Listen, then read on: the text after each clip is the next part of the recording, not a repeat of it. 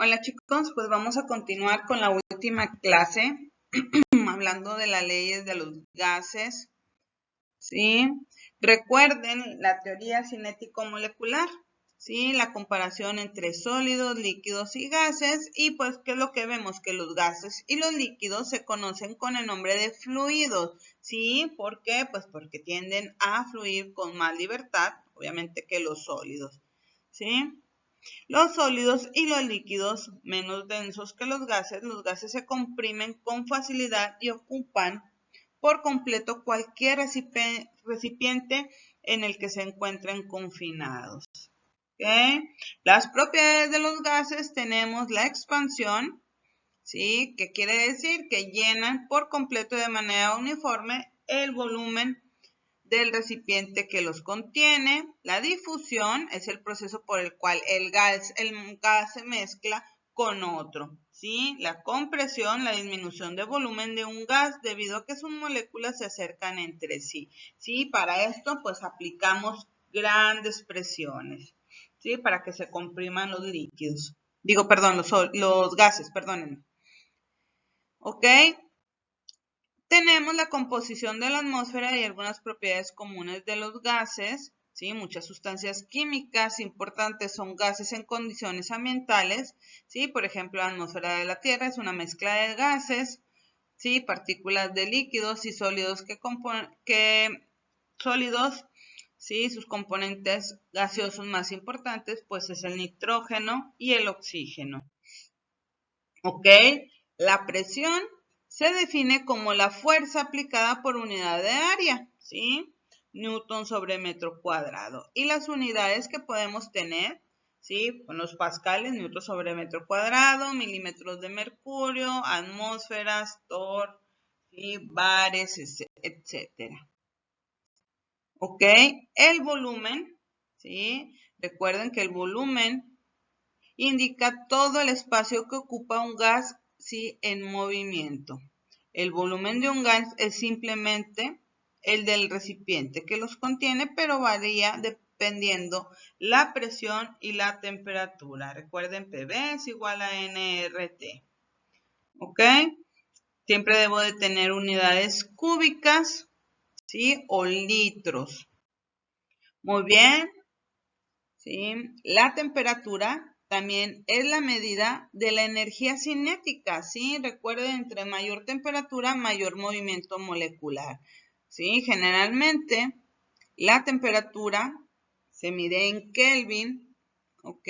Si hacemos cálculos con la ley de los gases ideales, la ecuación general de estado de los gases ideales, la temperatura se mide en Kelvin, ¿sí? Nosotros la medimos en Celsius generalmente y pues también se puede medir en Fahrenheit o en Rankine. Aquí están, ¿sí? Las conversiones, ¿sí? Puede ser que miden los grados centígrados, ¿sí? Los centígrados por 1.8 más 32 encuentro los grados Fahrenheit, ¿sí? Los grados centígrados, si me dan Kelvin, son los Kelvin menos 273 y ahí puedo hacer los despejes, ¿verdad? Si me preguntan al contrario, ahí vienen, ¿sí? Las conversiones de temperatura, ¿sí? Ahora, chicos, de acuerdo a la ecuación general de estado de los gases ideales, ¿sí? PV es igual a nRT, yo puedo tener controladas, ¿sí? Por ejemplo, puedo tener controlada la temperatura, ¿sí? Que no haya cambios, y la ley de Boyle me relaciona el volumen y la presión, ¿ok? ¿Qué quiere decir? Que la presión que ejerce un gas es inversamente proporcional a su volumen siempre y cuando la cantidad de materia y la temperatura permanezcan constantes, ¿sí? Que no haya un cambio. Por lo tanto, ¿sí?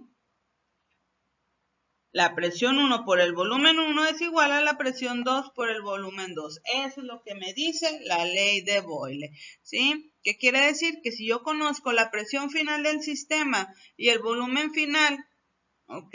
Y conozco o la presión inicial o el volumen inicial, puedo hacer un cálculo ahí de cualquiera de estas cuatro variables, conociendo tres. puedo ver el cambio en la presión o el cambio en el volumen cuando la temperatura y la cantidad de materia permanecen constantes.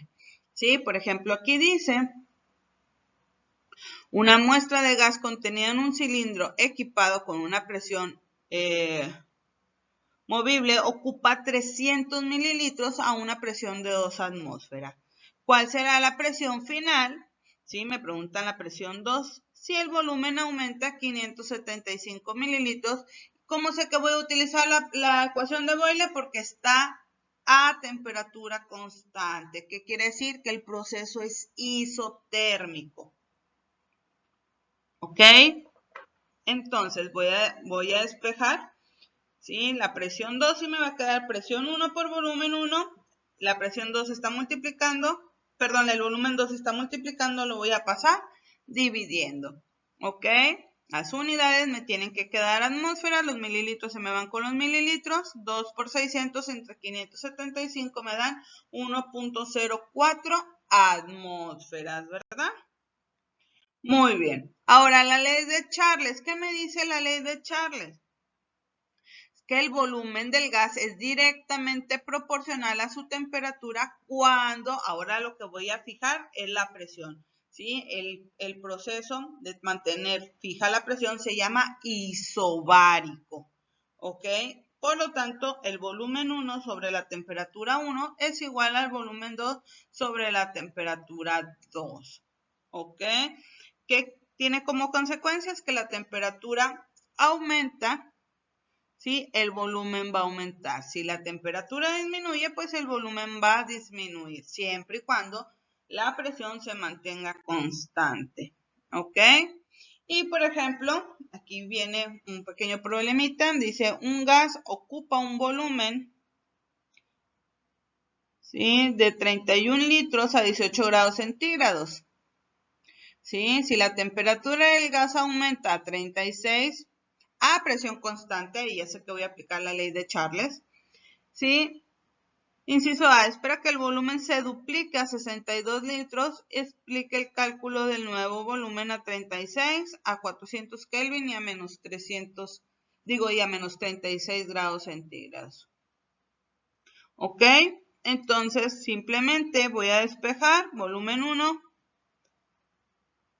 volumen 1 por temperatura 2 entre temperatura 1 y hago los cálculos, ¿sí? Ahí traten de hacerlo ustedes solitos y verifiquen la respuesta. Sí, la ley de Gay-Lussac, sí, me dice que la presión del gas es inversamente proporcional a su temperatura. Ahora lo que voy a fijar es el volumen constante. Entonces, si la temperatura aumenta, la presión aumenta, y cuando la temperatura disminuye, la presión disminuye. ¿Ok? Entonces, ¿sí?, la ecuación combinada de los gases me dice que la presión 1 por el volumen 1 entre la temperatura 1 es igual a la presión 2 por el volumen 2 entre la temperatura 2. ¿Ok? Ahora, la ley de Avogadro. La ley de Avogadro y el volumen molar, ¿sí?, me dice que Avogadro postuló que a las mismas temperaturas y a la misma presión, los volúmenes iguales de todos los gases tienen el mismo número de partículas. ¿Ok? Muy bien. Ahora, la ecuación general de estado de los gases ideales. PV es igual a nRT. Es importante. Sí, un gas ideal es aquel que sigue con exactitud las leyes de los gases, ¿sí?, y existen desviaciones mínimas, ¿sí?, que se aparten de la realidad, pero a temperaturas y a presiones comunes las desviaciones son muy pequeñas. Por lo tanto, muchas veces para resolver problemas podemos considerar que el gas se comporta como un gas ideal, ¿sí? Presión por volumen es igual a la cantidad de materia por la constante de los gases, que vale 0.0821 litros atmósferas mol Kelvin, ¿sí?, por la temperatura en Kelvin. Recuerden que si la constante de los gases está en Kelvin, para que pueda cancelar las unidades, tiene que estar la temperatura en grados Kelvin. ¿Sí? Por ejemplo, me dice, un químico se prepara para llevar a cabo una reacción a presión elevada, ¿sí? En las que requiere 36 moles de hidrógeno, ¿sí? En un recipiente rígido de acero de 15.5 litros a 25 grados centígrados. ¿A qué presión en la atmósfera debe comprimirse el hidrógeno? ¿Sí? Sabemos que PV es igual a nRT, N son los 36 moles, R es la constante de los gases, 0.08, bueno, aquí le pusieron 0.08 206, o pueden ponerle 0.0821 para ahí simplificar, por la temperatura, que son 25 grados centígrados más 273, quedarían 298 o 298.15 para ser más exactos, entre el volumen, que son 15.5 litros. ¿Sí? La respuesta serían 56.8 y las unidades me quedan en atmósfera. Estos moles se van con estos moles, estos Kelvin se van con estos Kelvin, ¿sí? Y estos litros se van con estos litros, me quedan atmósferas, ¿sí? Y la ley de Dalton de las presiones parciales dice: muchas muestras gaseosas, incluyendo nuestra atmósfera, son mezclas que se componen por varios gases. Los moles totales es una mezcla y la presión total es igual al número de moles totales por R entre T por el volumen. ¿Qué quiere decir? Que la suma de todas las fracciones parciales de las presiones es igual a la presión total. ¿Ok? Muy bien. Ahora, las leyes termodinámicas, muchachos. ¿Sí? El principio cero de la termodinámica. Fíjense bien lo que dice. Si dos sistemas están en equilibrio térmico independiente con un tercer sistema, deben de estar en equilibrio térmico entre sí. Este principio nos ayuda a definir la temperatura. ¿Qué quiere decir, muchachos? Que si yo ahorita tengo una taza de café caliente y un vaso con refresco con hielos, al pasar el tiempo, ¿sí? El café pierde energía en forma de calor, ¿sí? Y el refresco con hielos, ¿sí? Va ganando temperatura y ambos, al pasar el tiempo, van a llegar a la misma temperatura. ¿Se entiende eso? Muy bien, entonces, ahora, hablando de la primera ley de la termodinámica, ¿sí? En un sistema cerrado, ¿qué significa sistema? ¿Qué significa sistema? Pues es el objeto de estudio. Si yo estoy viendo, ¿sí? Cómo interactúa la temperatura, ¿sí? Digamos, en un termo, en una botella de agua, pues ese es mi sistema. ¿Sí? El sistema es el objeto de estudio. ¿Sí? En un sistema cerrado, ¿qué quiere decir? Que no está ni entrando material ni saliendo, ¿sí? Ni se me está evaporando el agua ni está recibiendo agua, ¿sí? Dice, un sistema cerrado puede intercambiar energía con su entorno en forma de trabajo y en forma de calor, ¿ok? La energía no se crea ni se destruye, solamente se transforma, y el cambio de energía interna, este triangulito con una U se lee como cambio de la energía interna, es igual al calor menos el trabajo, ¿ok? Hablando de gases, si yo tengo una expansión, el trabajo, y me queda menos la integral de la presión por un diferencial en el volumen, y ahí voy a tener un trabajo positivo. Se está agregando energía al sistema. ¿Ok? Si yo tengo una compresión, sí, voy a necesitar realizar un trabajo para que eso suceda. ¿Ok? El segundo principio de la termodinámica habla de la entropía, y la entropía habla de desorden. ¿Qué quiere decir? Que entre más entropía tiene un sistema, más movimiento molecular hay, ¿sí? ¿Sí? Y lo que nos dice el segundo principio de la termodinámica es que la entropía del universo siempre tiende a aumentar, ¿sí? La entropía es una magnitud que mide el grado de desorden molecular de un sistema. ¿Ok?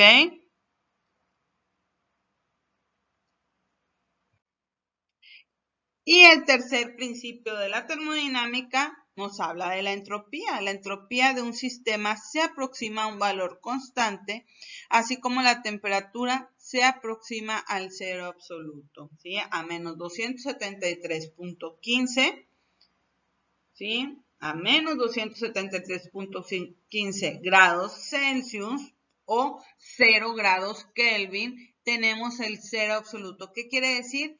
Que cuando está a esas temperaturas no hay movimiento molecular. ¿Ok? Con la excepción de los sólidos no cristalinos, vidrio, la entropía del sistema en el cero absoluto es típicamente cercana al cero, ¿sí? Prácticamente están congeladas, ¿ok? Entonces, la tercera ley de la termodinámica nos habla, ¿sí? Que la entropía de un sistema cristalino perfecto es cero en el cero absoluto de temperatura, ¿ok? La nomenclatura, ¿sí? Es igual a cero, me habla, ¿sí? De la entropía,